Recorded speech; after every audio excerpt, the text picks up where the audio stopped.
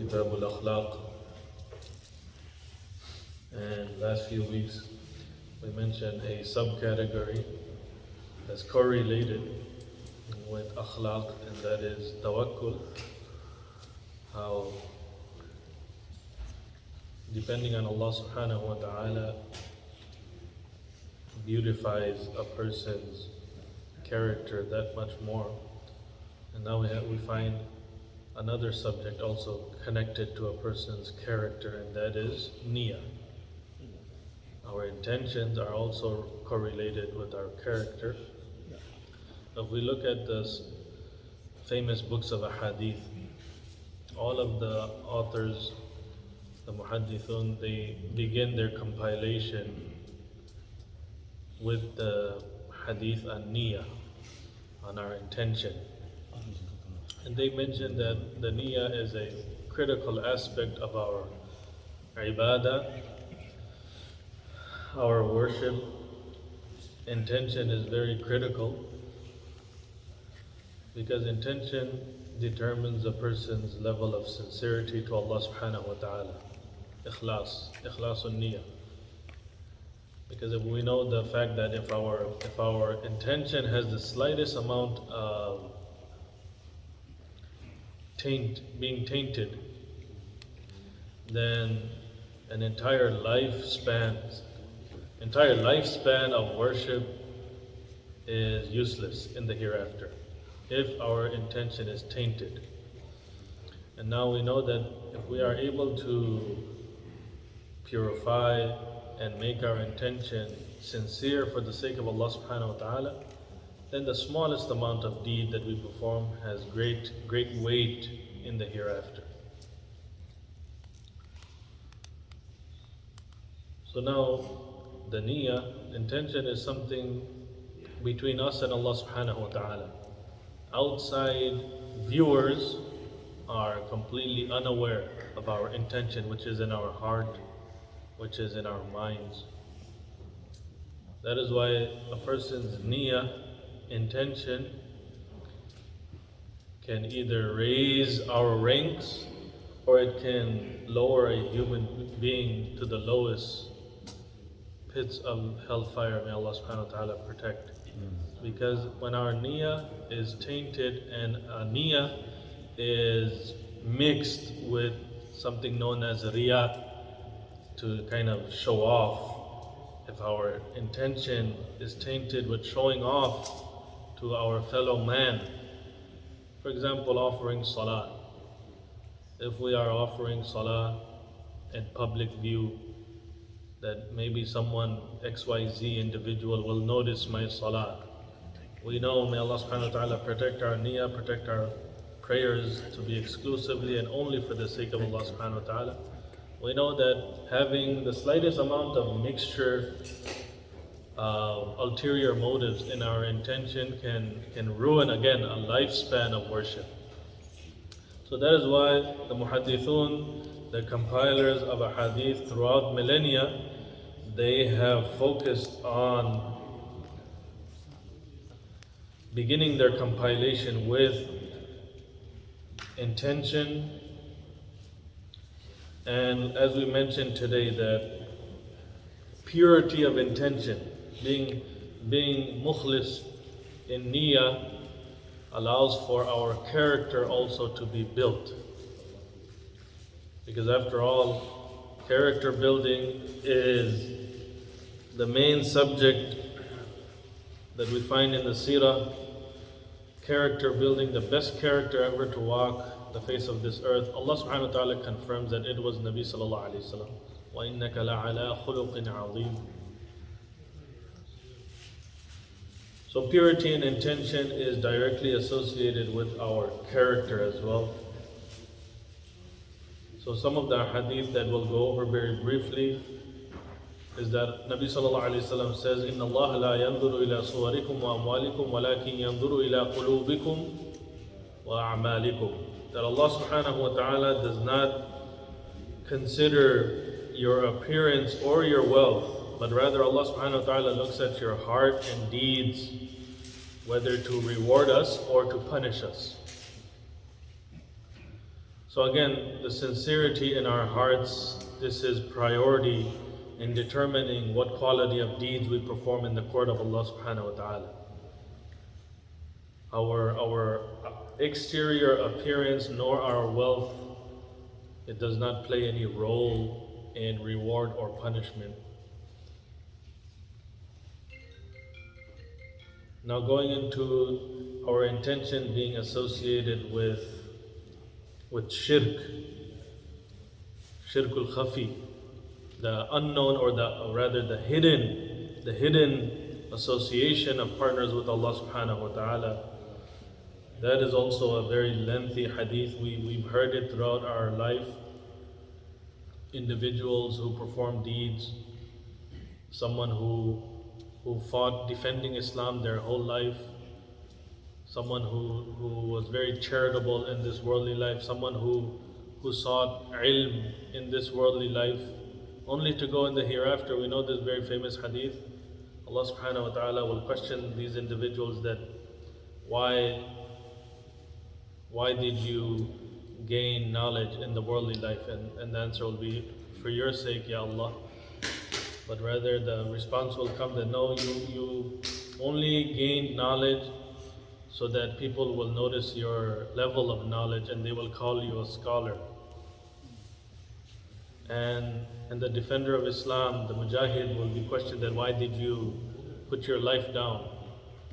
And the response from that individual will come that for your sake, Ya Allah, I defended Islam, I gave my life, throughout my life, defending Islam and Allah and Nabi Sallallahu Alaihi Wasallam. And the response will come in the hereafter that you did it so people will call you courageous, someone who was brave.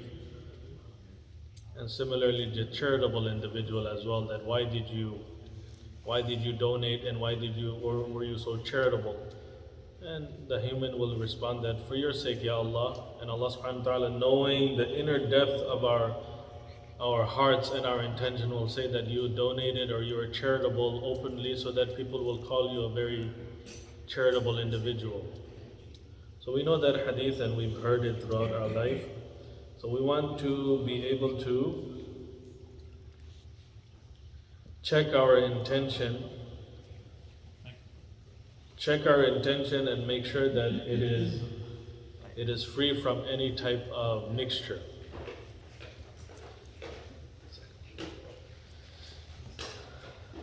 Finally, we'll conclude that we know that throughout millennia, from the dawn of man, the first human being, the first prophet to have walked the face of this earth was Adam alayhi salam.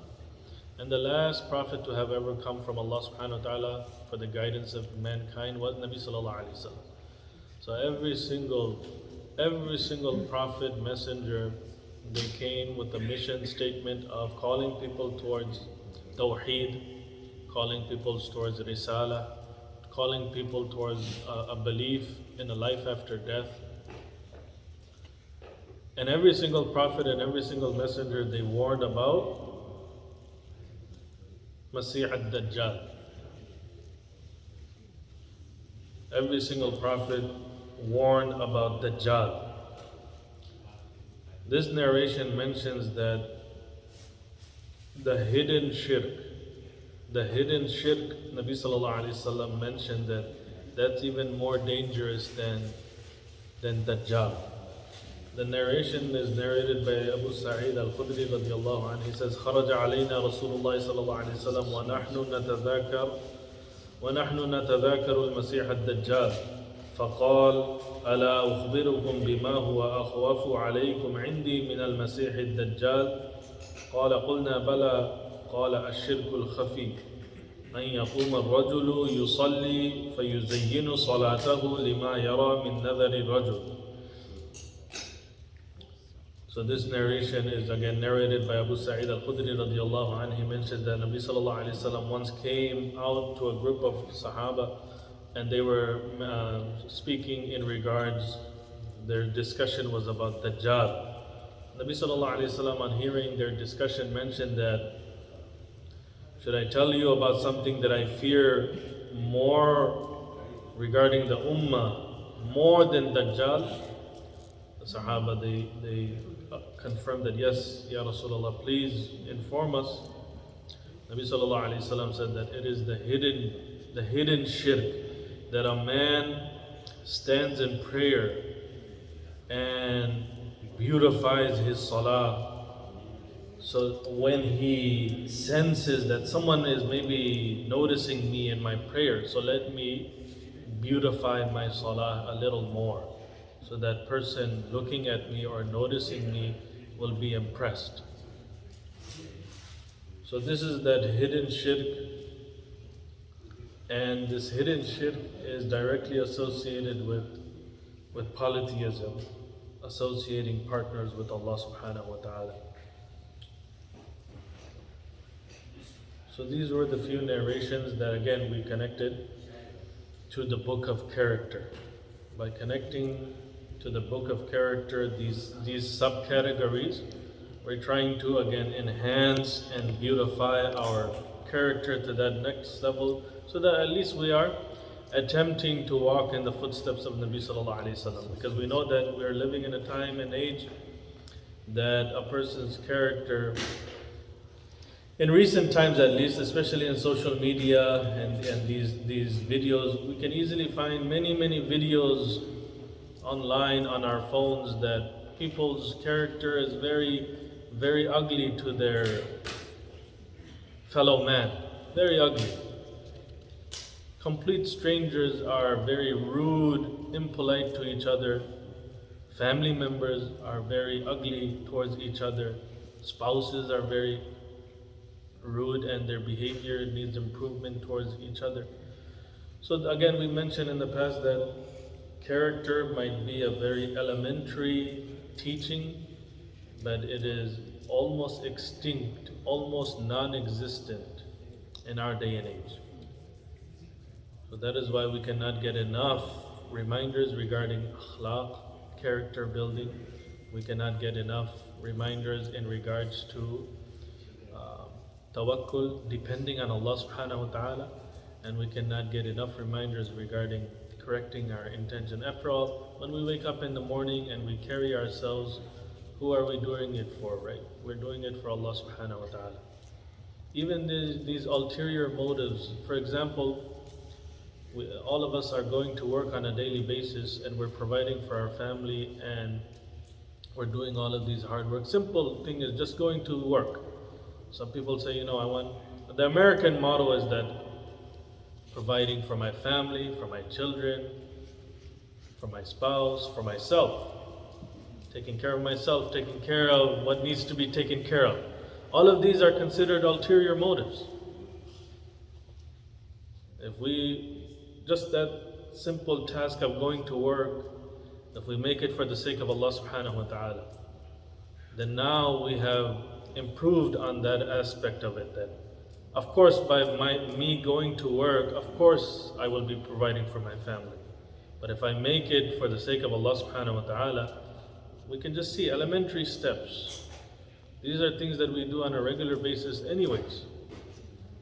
Holding the door for someone exiting or entering the building, fixing the shoes because people forgot to put it on the shelf, just being kind to our fellow man. These are, again, very elementary, but it's lacking in our world in 2022. We find entire nations ready to go to nuclear war with each other. And all they need to do is just sit down, have a conversation. What are we at odds with? We have midterms coming up. Americans are again at each other's throats.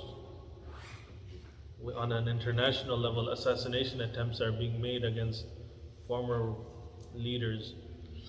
Again, character. We cannot get enough of this.